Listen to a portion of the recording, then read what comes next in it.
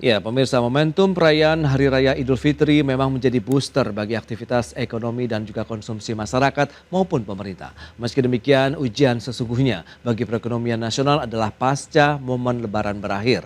Mengingat momentum tahunan berikutnya seperti Natal dan Tahun Baru terpaut cukup jauh.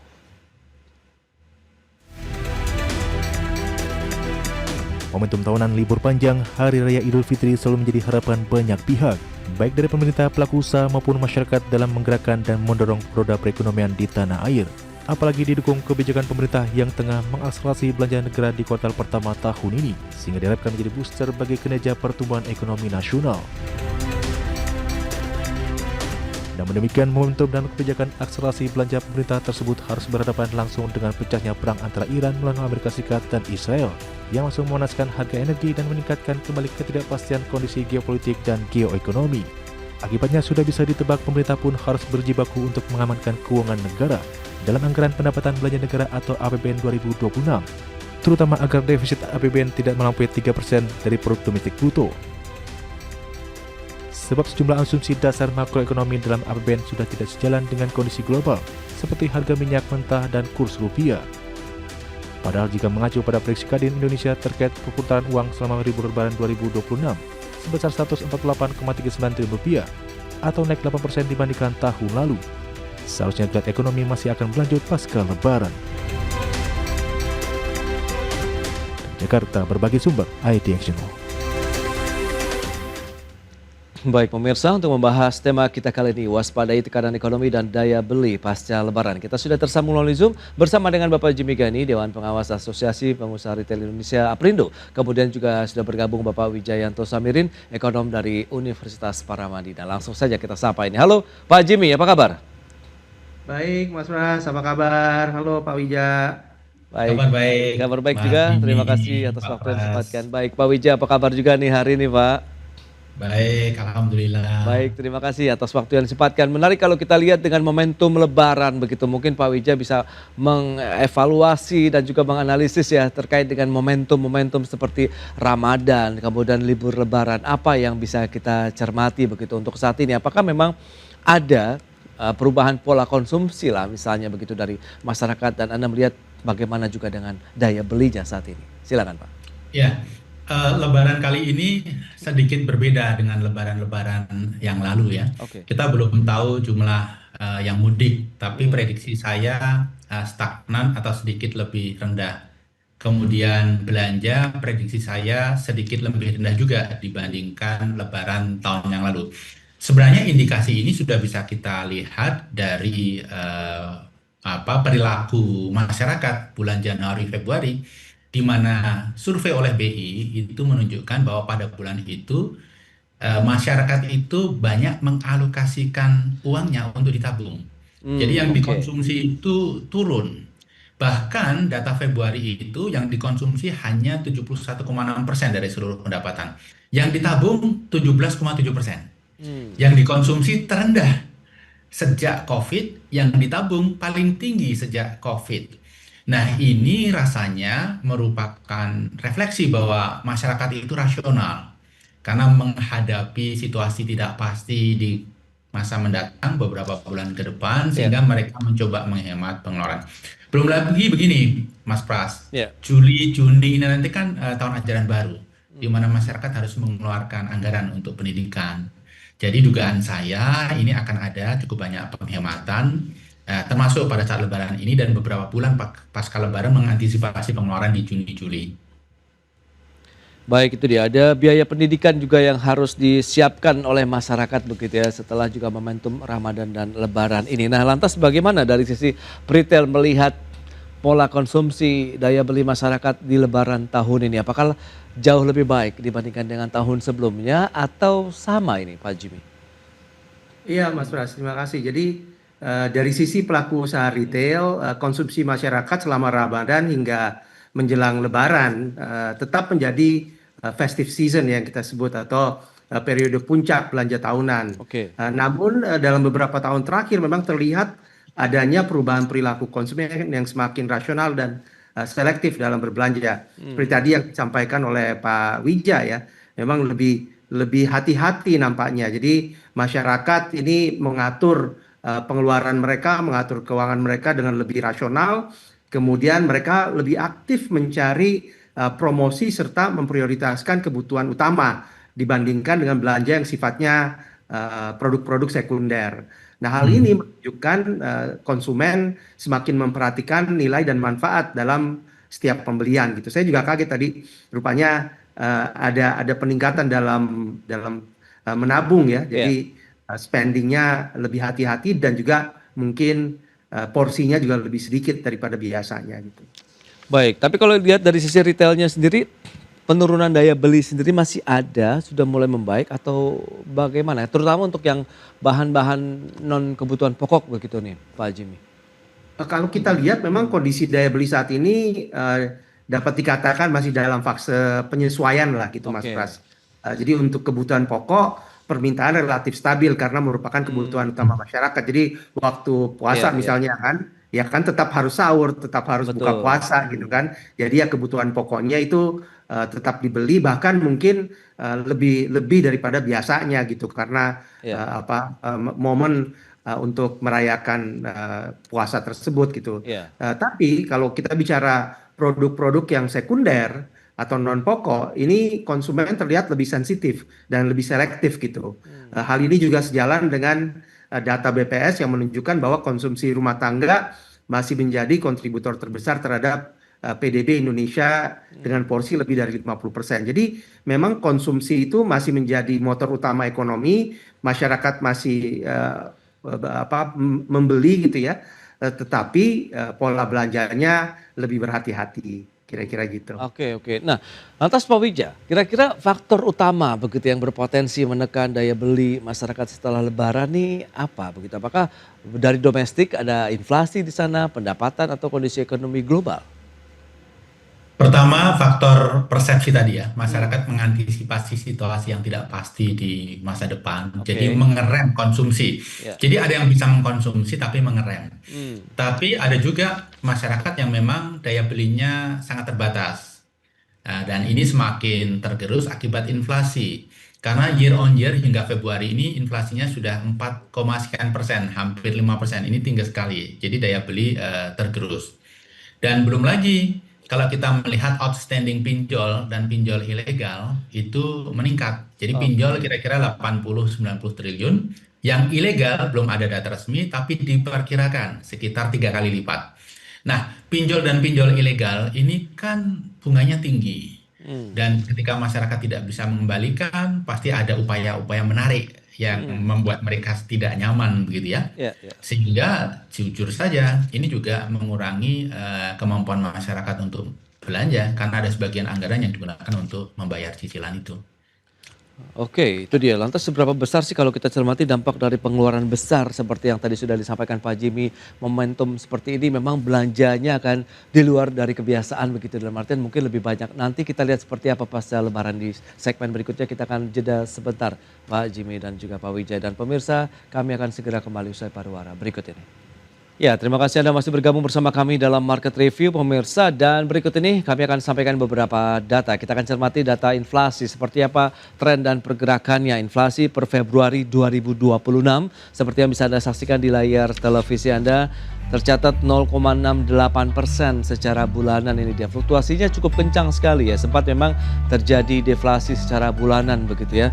Dan kita akan cermati selanjutnya tren inflasi secara tahunan per Februari 2026 justru trennya cenderung naik.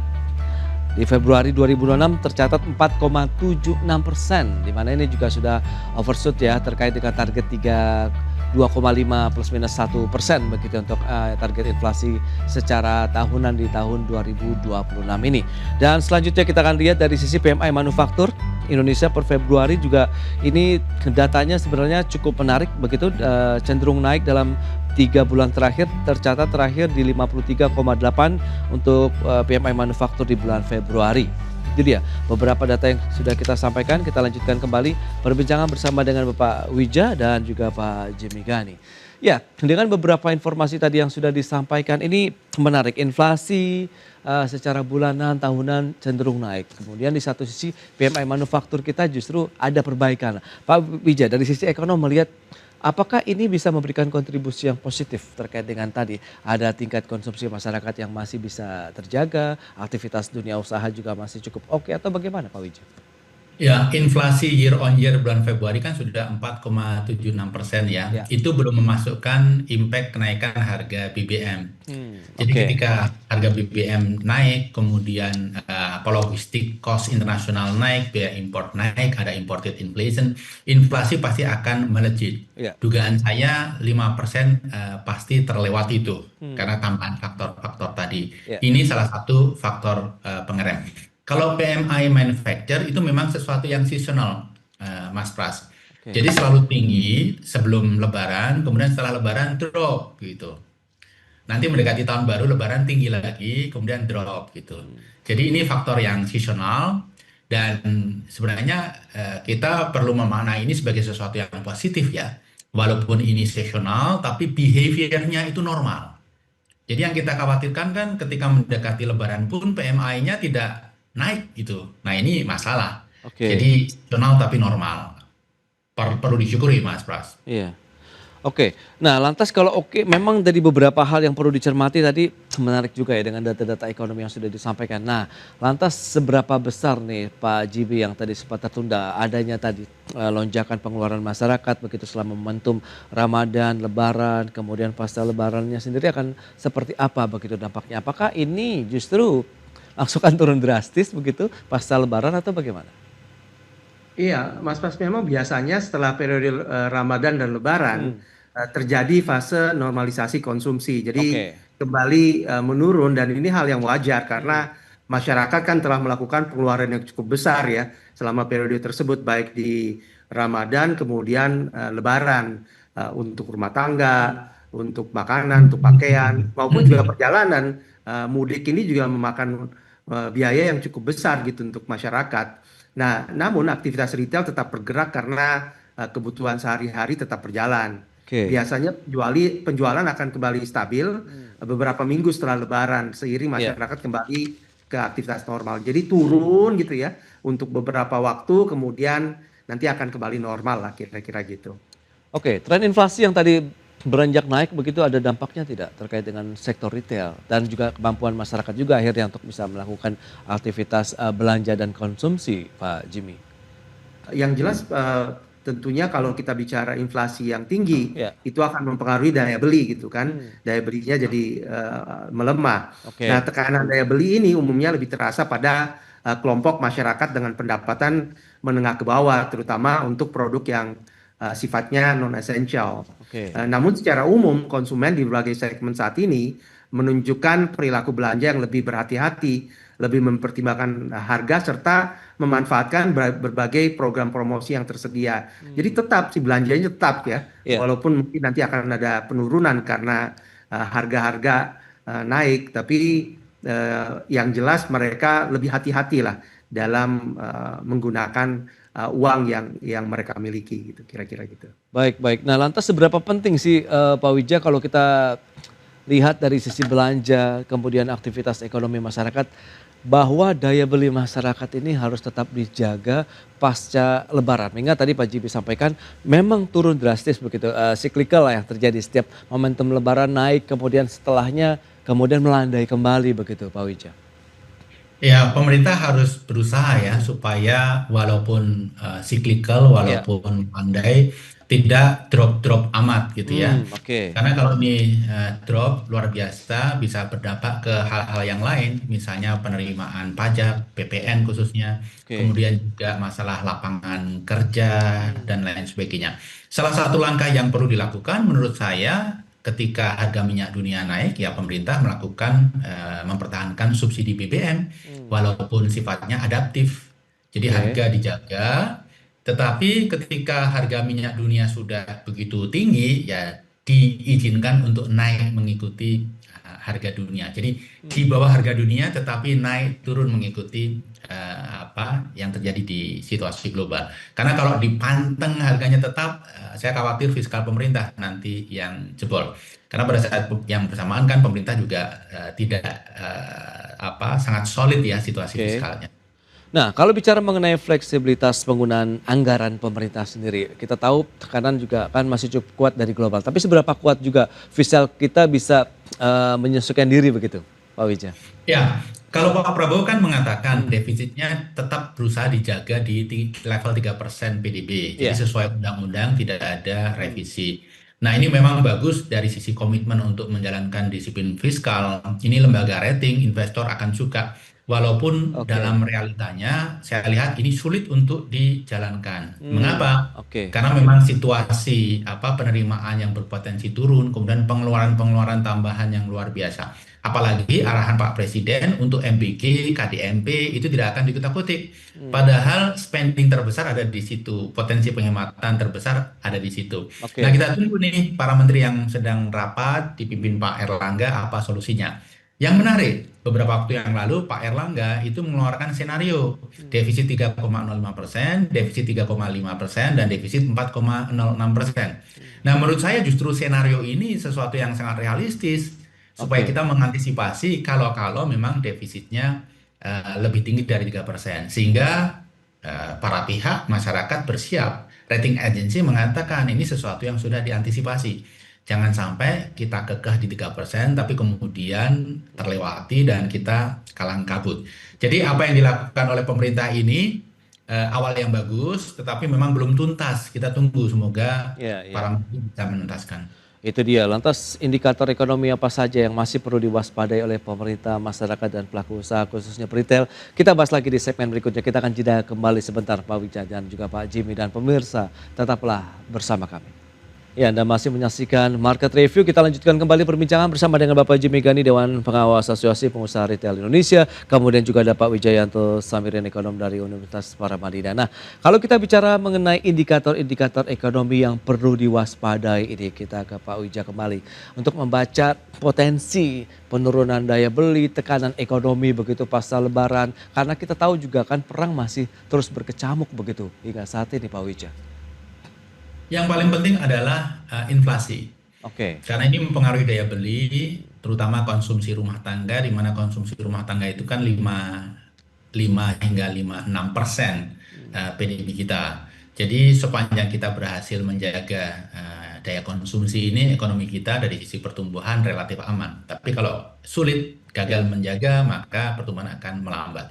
Jadi inflasi yang pertama, Mas. Oke. Kemudian yang kedua adalah nilai tukar rupiah. Jadi kita berharap betul BI bisa menjaga supaya kalaupun ada depresiasi itu tidak penuh dengan kejutan. Iya, iya. Kenapa? Karena ini membuat investor, eksportir, importir itu was-was sehingga mereka wait and see. Ini juga memperlambat aktivitas ekonomi. Yang tidak kalah penting adalah defisit fiskal.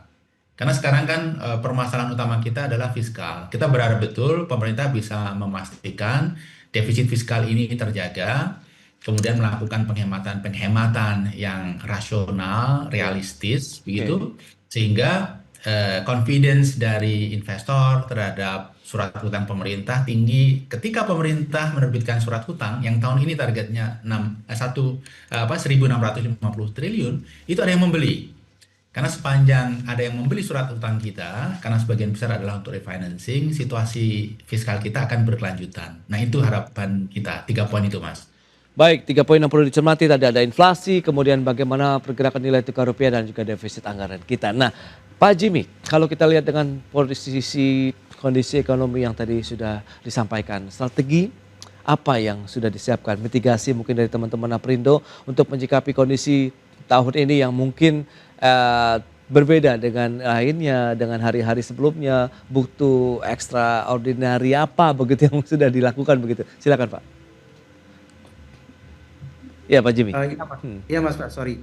Jadi kalau kita lihat memang kita harus melakukan penyesuaian strategi ya. Artinya kita menyadari bahwa tadi daya beli itu akan terpengaruh, apalagi kita ngelihat tadi kan seperti yang Pak Wija sampaikan, dari interest rate-nya juga mungkin nanti akan berpengaruh karena inflasi.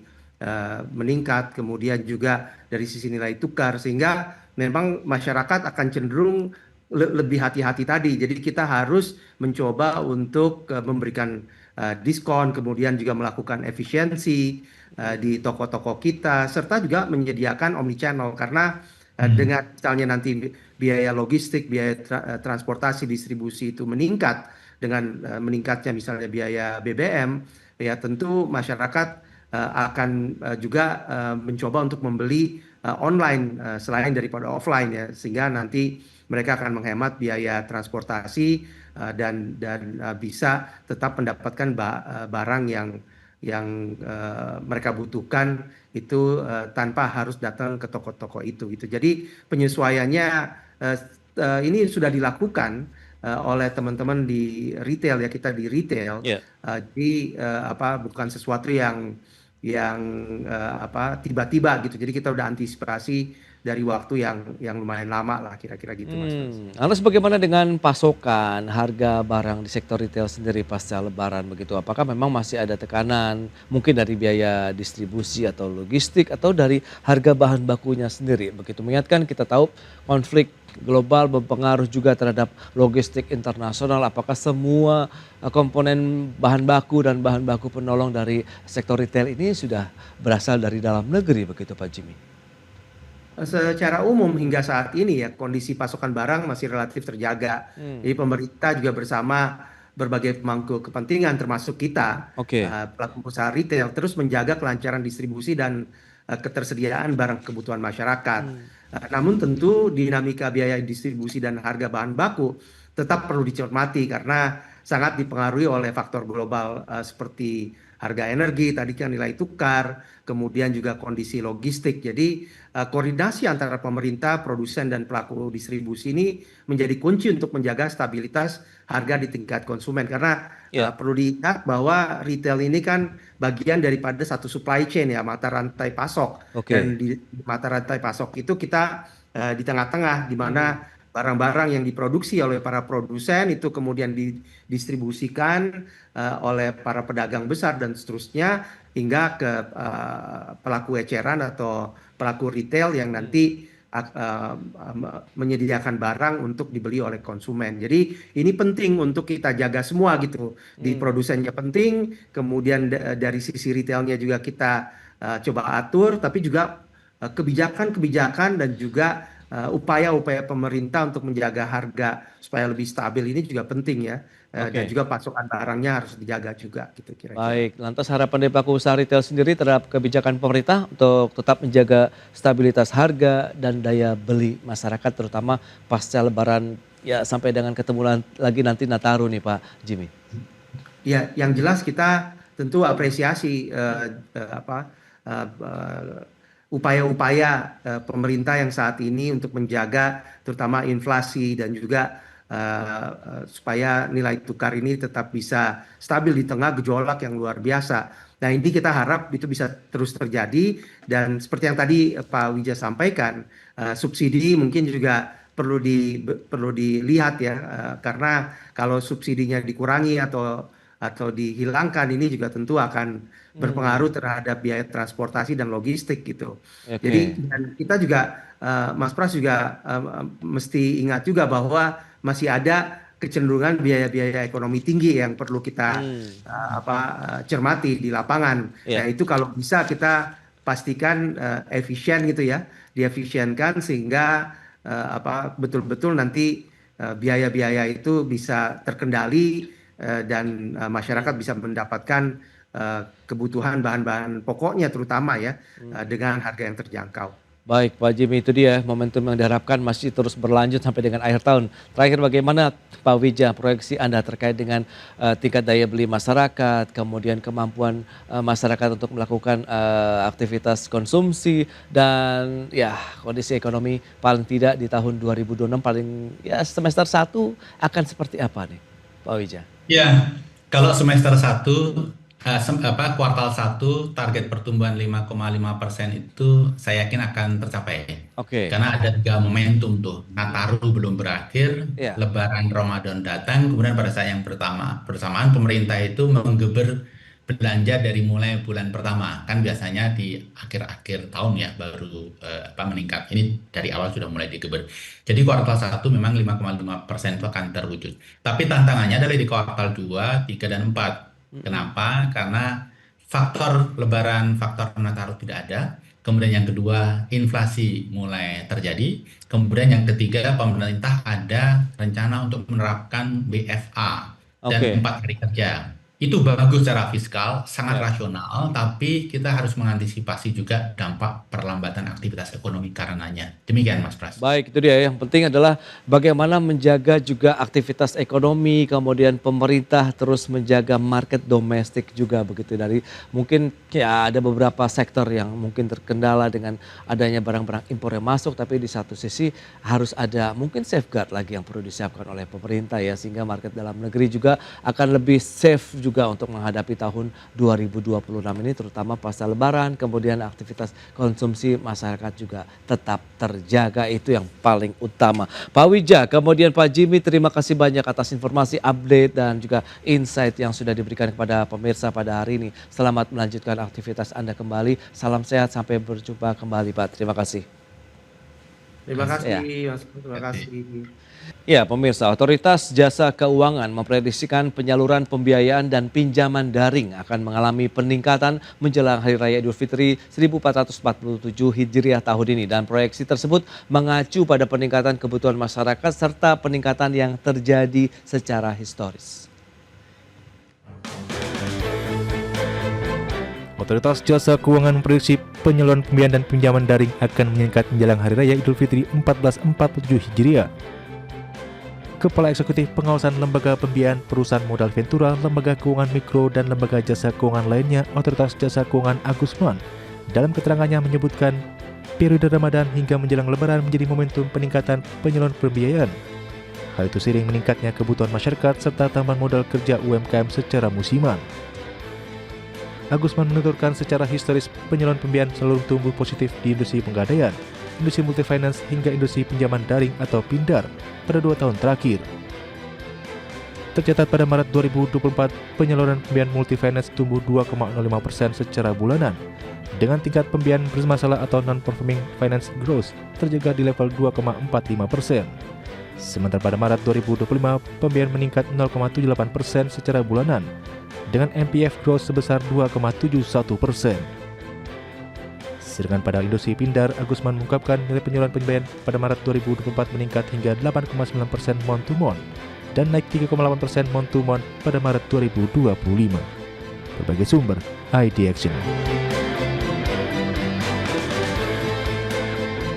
Ya, pemirsa, untuk membahas tema kita kali ini, permintaan pembiayaan dan PINDAR meningkat di periode Lebaran 2026. Kita sudah tersambung melalui Zoom bersama dengan Bapak Anci S. Jafar, Ketua Umum Asosiasi Fintech Pendanaan Bersama Indonesia (AFPI). Kemudian juga ada Bapak Ristiawan Suherman, Ketua Bidang Hubungan Pemerintahan 2 Asosiasi Perusahaan Pembiayaan Indonesia (APPI). Langsung saja kita sapa nih. Halo Pak Anci, apa kabar?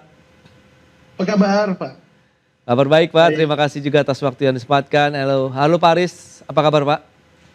Kabar baik, Mas Pras. Sehat selalu. Semoga Baik. baik juga buat semuanya. Terima kasih atas waktu yang disempatkan juga Pak Aris. Dan sebelum membahas lebih jauh ini, kita akan cermati bersama. Kita langsung saja ke Pak Aris terlebih dahulu ya. Terkait dengan kondisi saat ini, apa yang bisa kita lihat secara historis, tren peningkatan permintaan pembiayaan terjadi di periode Lebaran dibandingkan dengan bulan-bulan biasanya. Dan Anda melihat bagaimana reviewnya sejauh ini Pak? Oke, terima kasih Mas Pras. Terima kasih semua pemirsa. Jadi kalau kita menarik, memang ini menjadi satu angka yang rutin setiap menjelang Lebaran itu sesuai dengan prediksi ya. Memang masyarakat banyak membutuhkan untuk perubahan moda transportasi ke yang lebih baru ya. Oke.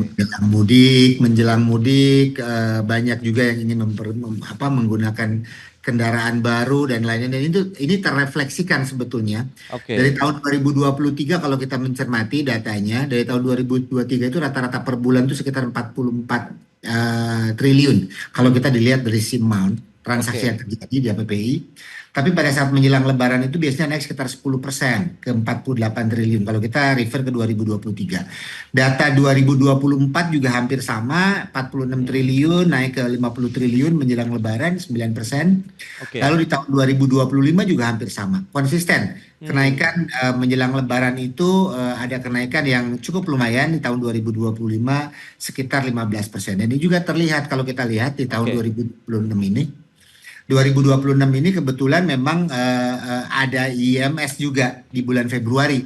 Jadi ini juga cukup menstimulus ya banyak masyarakat yang ingin pulang mudik dengan kendaraan baru. Terlihat dari animo pengunjung di IMS bulan Februari itu melonjak 0,16%, tetapi transaksinya naik ke 19%.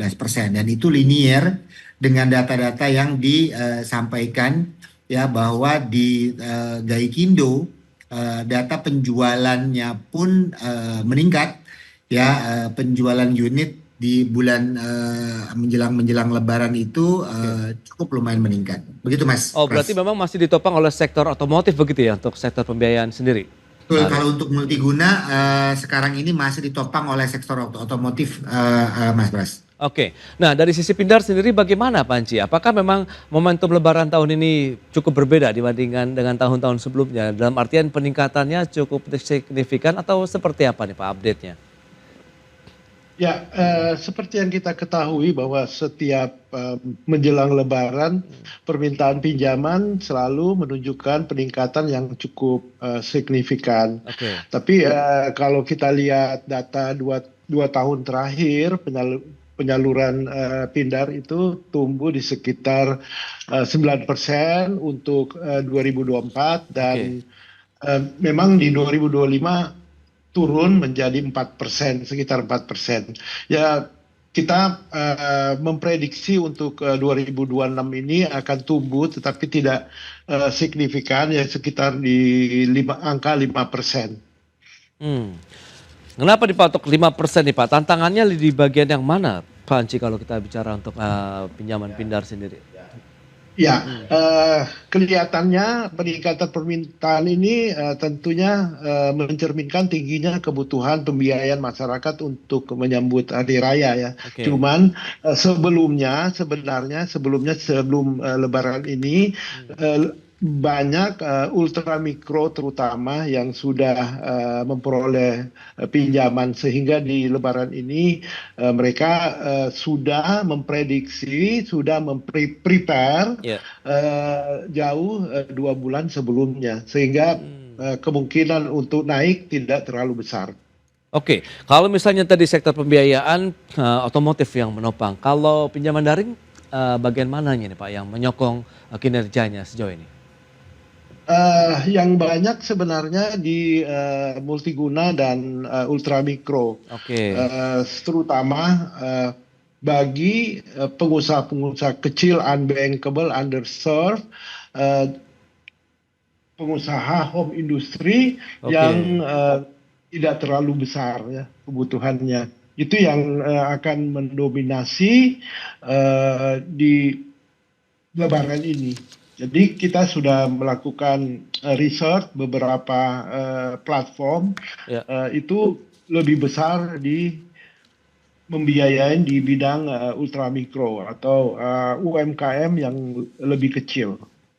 Baik, nah kalau menyikapi dengan kondisi yang ada berarti rata-rata dari sisi pinjaman begitu ya di masyarakat ini mengalami peningkatan. Nah kalau misalnya Pak Aris sendiri lantas bagaimana momentum Lebaran ini kemudian yang perlu diwaspadai selanjutnya dan mungkin perlu dicermati bersama adalah pasca Lebarannya. Apakah peningkatan yang terjadi di sepanjang Ramadan Lebaran tahun ini akan berlanjut atau seperti apa nih kalau kita cermati dengan momen-momen sebelumnya nih? Silakan Pak. Ya, ini rada menarik. Kalau kita lihat memang peningkatan itu cukup lumayan tinggi di numbersnya Gaikindo, penjualan kendaraan. Ya, kita lihat kalau penjualan kendaraannya dari Januari to Januari data retail naik 4,5%, data wholesale 7%. Lalu Februari, year to date Februari to Februari, wholesale naik 22%, sedangkan retail 16%. Tapi ini masih memang belum tercermin di perusahaan pembiayaan, Mas. Nah, saya lebih lagi menganalisa ini tidak jive-nya numbers antara perusahaan pembiayaan dengan data Gaikindo. Apakah memang karena perusahaan pembiayaan itu melihatnya dari sisi amount, Oke. dari sisi amount, sedangkan Gaikindo melihatnya dari sisi unit. Apakah memang unitnya banyak terjual tetapi lebih ke LCGC sehingga dari sisi amount-nya tidak signifikan, cenderung flat dari Januari ke Januari atau tidak. Tapi kalau kita lihat mudah-mudahan ini menjadi satu gambaran. Setelah Lebaran biasanya tantangannya itu adalah pembiayaan sedikit lebih turun karena sudah dihabiskan pada saat sebelum Lebaran tiba. Iya. Dan biasanya akan berhadapan dengan kredit non-performing financing yang menjadi tantangan karena memang capacity to pay-nya mereka biasanya dihabiskan pada saat Lebaran, Mas Pras. Nah itu dia, strateginya seperti apa untuk menyikapi kondisi-kondisi tadi nih Pak Aris. Kita bahas nanti di segmen berikutnya ya. Kita akan jeda juga sebentar nih Panci dan pemirsa, tetaplah bersama kami. Ya, Anda masih menyaksikan Market Review pemirsa, dan kita akan lanjutkan kembali perbincangan. Namun sebelumnya kami akan sampaikan beberapa data untuk Anda. Kita akan cermati seperti apa sih dari sisi realisasi pembiayaan multi finance. Ini dia. Kita lihat dari Juli 2025 sampai dengan Januari 2026. Ya kisarannya ya tidak jauh berbeda ya, masih sekitar 500-an triliun rupiah. Di mana per Januari 2026 tercatat 508,27 triliun rupiah untuk realisasi pembiayaan multi finance. Dan selanjutnya kita lihat outstanding dari pinjaman daring. Dari Juli 2025 sampai dengan Januari 2026, ya seperti yang bisa Anda sampaikan, trennya naik terus. Tercatat sampai dengan Januari 2026 sudah menyentuh 98,54 triliun rupiah.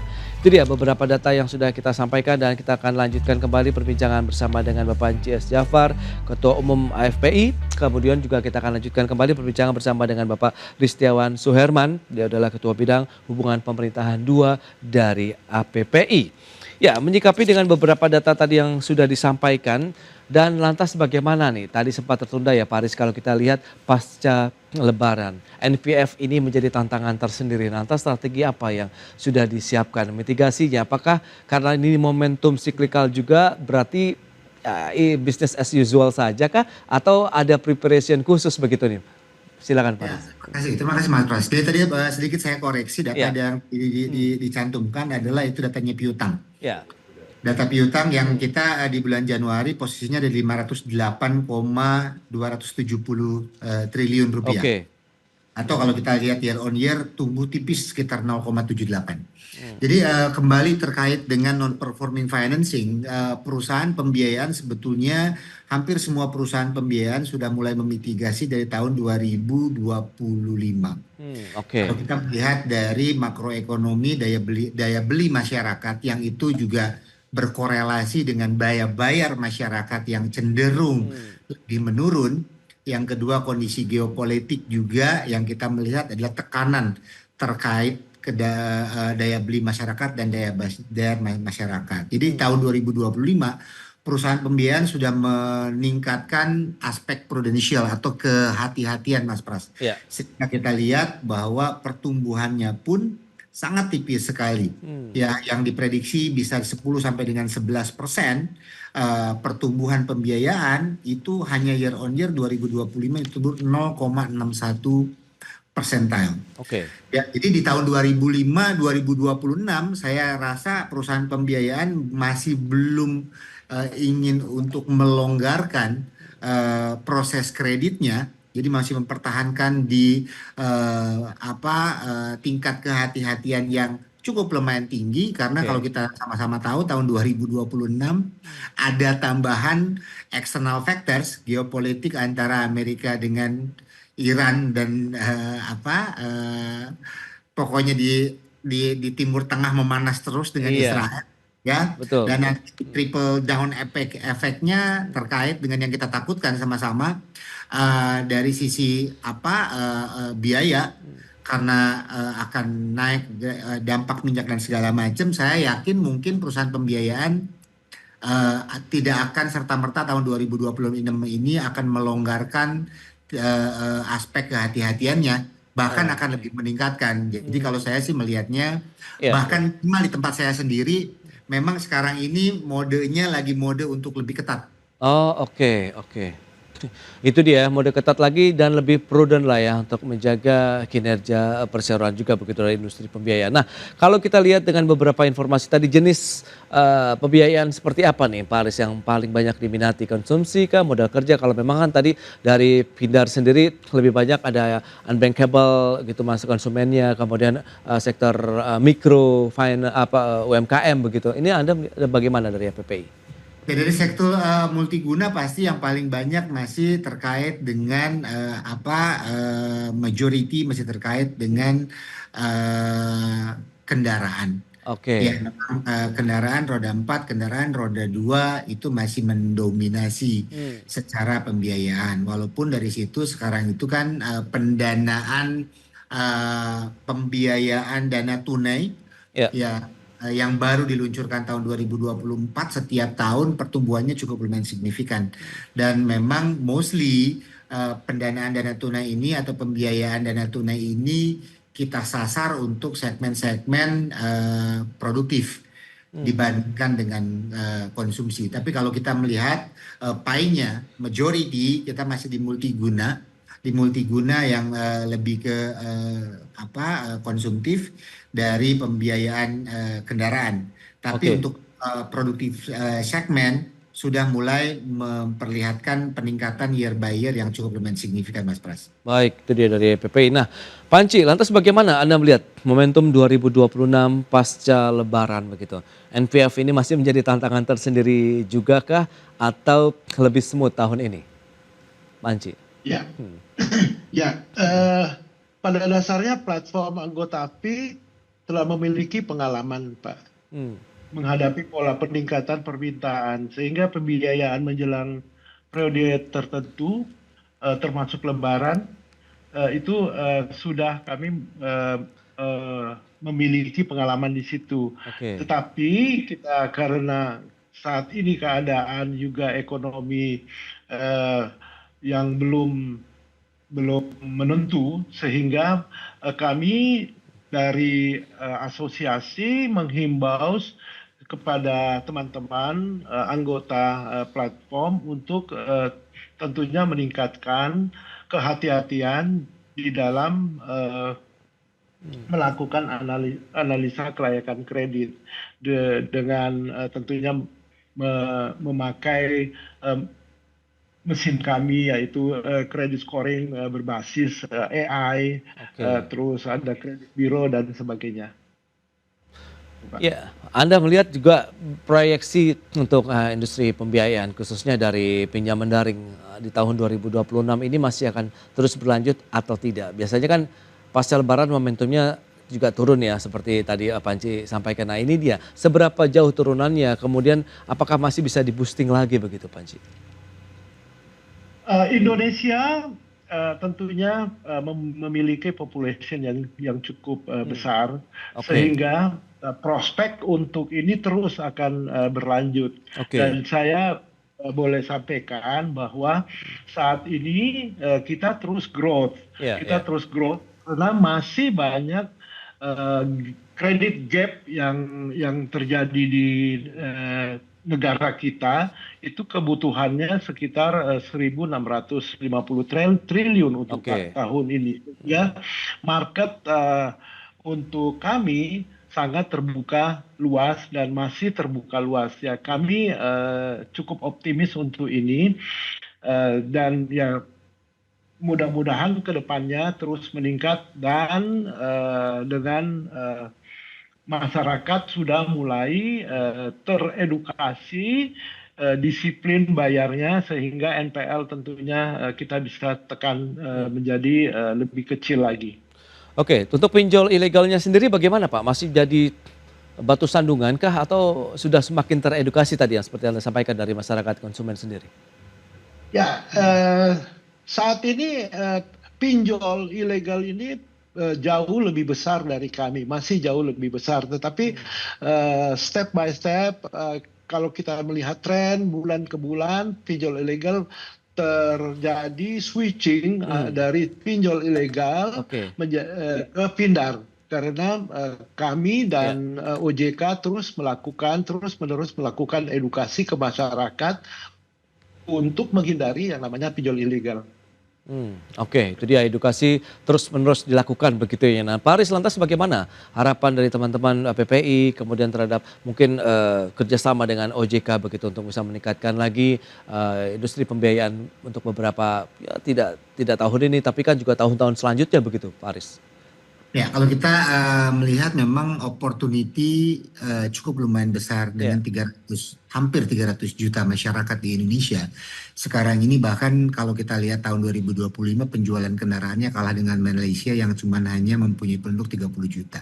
Oke. Bisa menjual sekitar 850.000 unit, sedangkan kita dengan 280 juta hanya bisa menyerap unit itu sekitar di tahun kemarin 803.000. Nah, jadi kalau kita melihat opportunity-nya besar sekali. Iya. Ya, harusnya memang kalau linear saja dengan negara sampingnya kita itu mempunyai kesempatan untuk bisa 10 kali lebih besar daripada beliau yang angkanya penduduknya 10 kali lebih rendah. Nah, itu intinya adalah kita terus juga melakukan komunikasi yang intensif dengan regulator untuk bisa memastikan bahwa kita bisa melakukan ekspansi institusi keuangan ke masyarakat. Ya, dan juga mungkin berbagai macam isu internal sekarang ini yang terkait dengan penagihan. Terus kita lakukan komunikasi dengan semua aparat penegak hukum untuk mensosialisasikan terkait dengan fidusia ataupun terkait dengan perilaku penagihan yang harus disesuaikan dengan kondisi dan situasi yang ada. Jadi berbagai macam tantangan itu yang selalu kita lihat dan kita juga lalu meminta berbagai macam stimulus dari regulator dan kita doakan mudah-mudahan kondisi geopolitik itu tidak akan merembet ke negeri sehingga akan mempersulit perekonomian kita. Begitu, Mas. Baik, ada insentif yang masih diharapkan tidak sih dari teman-teman industri pembiayaan begitu dari pemerintah sehingga ya oke lah dengan adanya tekanan dari global tapi kita masih ada yang jagain begitu loh Pak Aris. Betul, kalau kita lihat kemarin itu kita melakukan diskusi untuk penanganan bencana di Sumatera Barat, Sumatera Aceh dan Sumatera Utara. Ya, baru kita melakukan diskusi dan merealisasikan terkait dengan pemberian stimulus restrukturisasi. Nah, nanti pun juga kalau kondisi perekonomian cenderung lebih sulit, mungkin juga kita akan mendiskusikan hal yang sama terkait dengan memberikan restrukturisasi. Kalau lihat kondisi perekonomian dikarenakan geopolitik tidak menentu, nah itu mungkin yang akan juga kita bicarakan. Lalu ke pemerintah yang kita minta adalah mungkin stimulus terkait dengan penjualan kendaraan karena memang sangat linear sekali. Kita mengharapkan dalam kondisi perekonomian yang belum bisa pulih, mungkin bisa kembali lagi dengan pajak PPN dan terhadap kendaraan yang bisa distimulus kembali lah. Oke, itu dia ya beberapa harapan yang disampaikan oleh teman-teman pelaku industri pembiayaan maupun juga pinjaman daring dalam menyikapi momentum pasca Lebaran begitu paling tidak sampai dengan akhir tahun 2026. Pak Anci, kemudian Pak Aris, terima kasih banyak ini atas informasi, update dan juga insight yang sudah diberikan kepada pemirsa pada hari ini. Selamat melanjutkan aktivitas Anda kembali. Salam sehat. Sampai berjumpa kembali Pak Aris, Pak Anci. Terima kasih. Mas Pras. Salam sehat Pak Anci. Salam sehat. Baik pemirsa, 1 jam sudah saya menemani Anda dalam Market Review dan perbaharui terus informasi Anda hanya di IDX Channel, Your Trustworthy and Comprehensive Investment Reference. Karena urusan masa depan harus di depan, aku investor saham. Saya Prasetyo Wibowo beserta seluruh kerabat kerja yang bertugas pamit undur diri. Terima kasih, sampai jumpa.